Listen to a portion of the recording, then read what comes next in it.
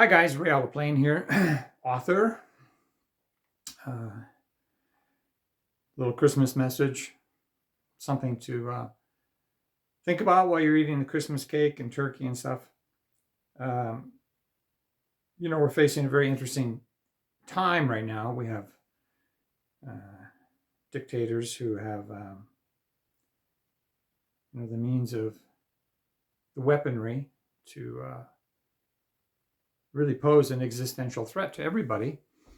And I thought it would be interesting to look at it from another perspective of how to deal with them as opposed to just having massive global wars and stuff like that.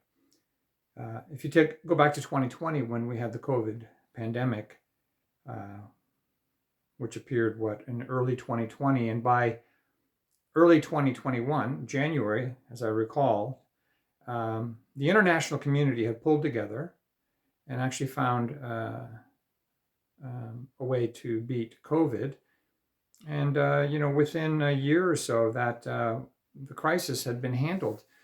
And that was everybody pulling together in the world, pooling their resources and technology. And we found an answer to a pandemic, which was threatening or causing a global debacle. Now, two men, let's just take Vladimir Putin and Kim Jong-un in North Korea, who right now, possibly Iran and China too, but just take those two men. There's only two men who have nuclear weapons, and yet the international military community, which has trillions of dollars of technology at their disposal, advanced technology, can't seem to remove two men from power who are threatening the world, threatening democracy and peace in the world, moreover our very existence.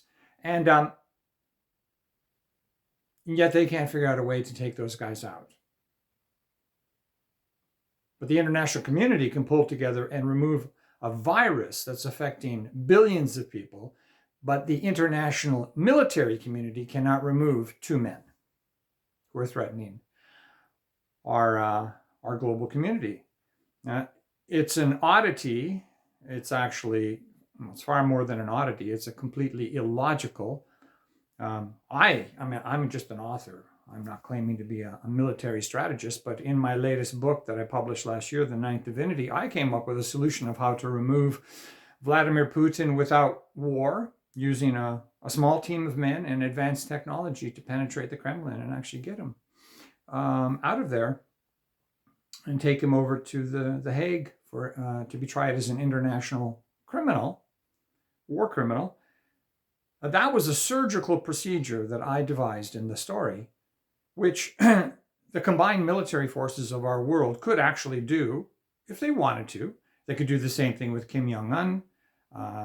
They could probably even do the same thing in Iran. And it could all be done anonymously, certainly with teams created by some of the most elite forces from all countries, so that it can't just be pinned on America or any other nation. So in actual fact, we have the means of stopping a global nuclear war, more war, and yet it's not being done.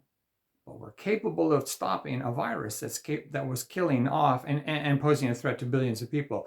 So think about that while you're eating your turkey, because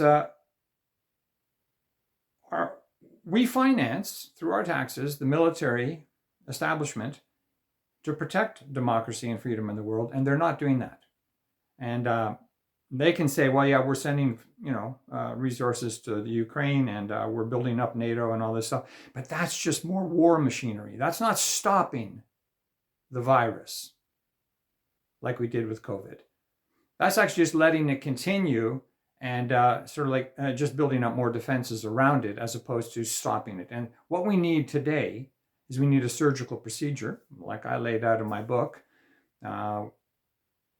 to remove Vladimir Putin, Kim Jong-un, and the other dictators, a small handful of egotistical, sociopathic men, all of them men, unfortunately, from the global arena so that they can't threaten the world.